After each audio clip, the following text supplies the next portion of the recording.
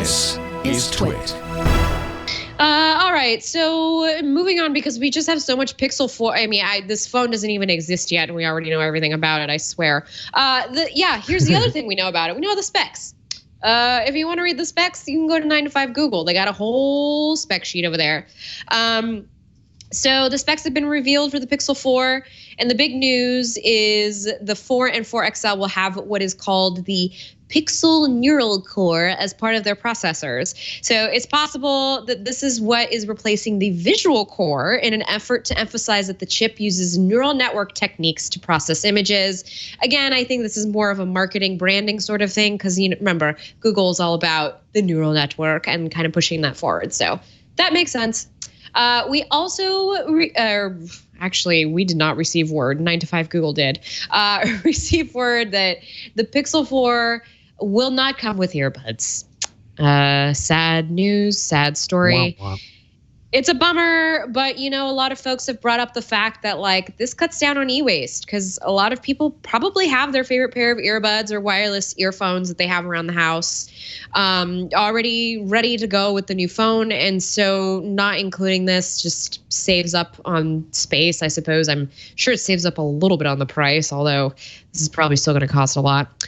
A couple of other little major tidbits. They'll be major someday. The camera will have dual exposure camera controls, and 9to5 Google has a primer all about how those will possibly work. Again, none of this has been on stage at Google, so I like to say possibly, because until it comes out of Google's mouths, the mouths of Google babes, it's not confirmed in stone.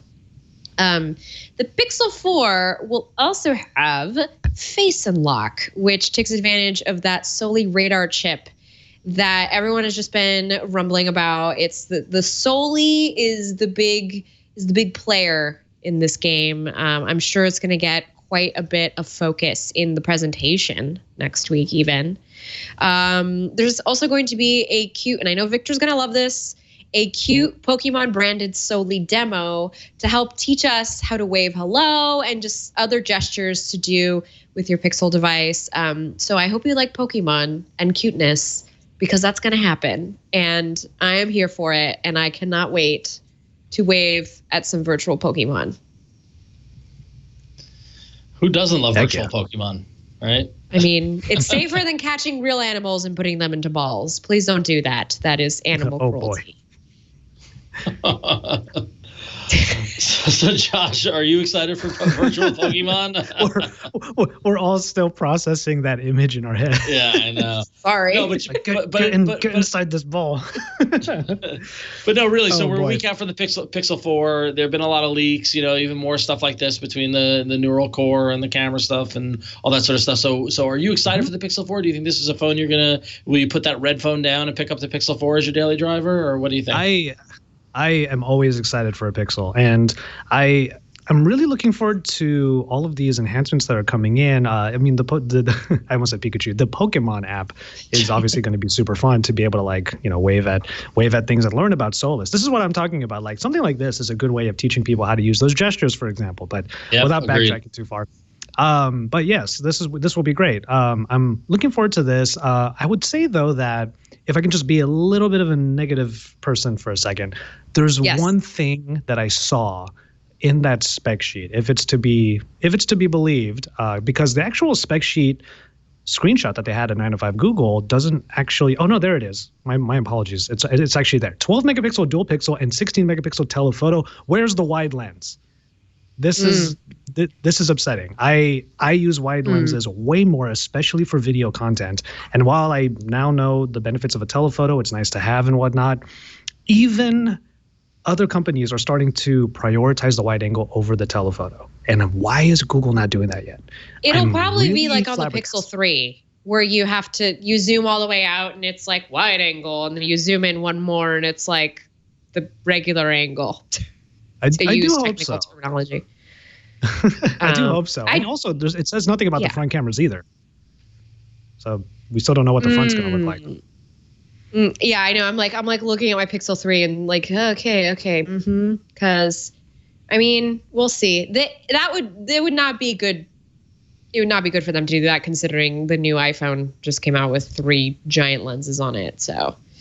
And then also on the iPhone 11, which has 2 lenses, that second lens is the ultra wide angle. So like I said, like people are starting to prioritize it more. And I'm really flabbergasted as to why Google would not be going in that route when wide angle is clearly something that you can use way more often than a telephoto. I think it's kind of proven at this point. Most people don't use the telephoto as much.